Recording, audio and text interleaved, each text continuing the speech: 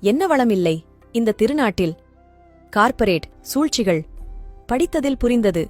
கோவைக்காய் வெளிநாட்டில் வளராது, அதனால் வெள்ளரிக்காயை புகழ்கிறார்கள்.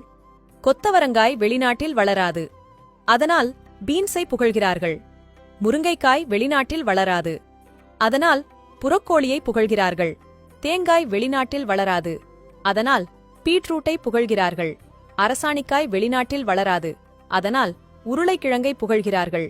பூசணிக்காய் வெளிநாட்டில் வளராது, அதனால் முள்ளங்கியை புகழ்கிறார்கள். வாழைப்பூ அதிகம் வெளிநாட்டில் வளராது, அதனால் முட்டைக்கோசை புகழ்கிறார்கள்.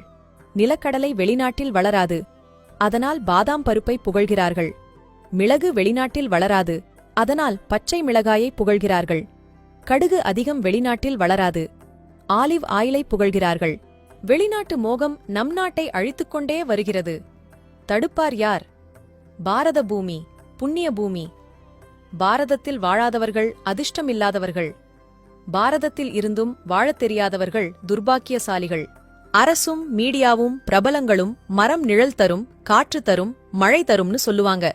ஆனா கனி தரும்னு மட்டும் சொல்லவே மாட்டாங்க. ஏன்? இப்ப சாலையோரம் வைத்திருக்கும் மரம், அரசு பள்ளி, மருத்துவமனை, அலுவலகங்கள், இங்கெல்லாம் இருக்கும் மரங்களை கவனியுங்கள். அங்கு கனி தரும் மரங்கள் எதுவுமே இருக்காது. ஏன்?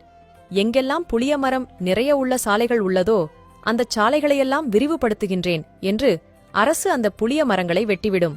விரிவாக்கத்திற்குப் பின் வெற்று மரங்களையே நடும். அரசும் தொண்டு நிறுவனங்களும் வெற்று மரங்களை மட்டுமே நடும். பொது முடக்கத்தில் பல ஆயிரம் பேர் பல மைல் தொலைவு சாலையில் பசியோடு நடந்து சென்றனர். அப்பொழுதும் கூட அந்த மக்கள் காய்கனி மரங்கள் இருந்தால் பசிக்கு உணவாகுமே என்று சிந்திக்கவில்லை. எனக்குத் தெரிந்து ஏன் கனி தராத மரங்களை மட்டுமே நடுகின்றனர் என எவரும் சிந்திக்கவில்லை. நாமெல்லாம் குரங்கிலிருந்து பிறந்தோம் என்றால் நமது முதன்மையான உணவே பழம்தானே. ஆனால் நாமே சிந்திக்கவில்லையே. மா, பலா, நாவல், அத்தி, கொய்யா என்று எத்தனை மரங்கள் உள்ளன. அவையெல்லாம் ஏன் நடப்படவில்லை?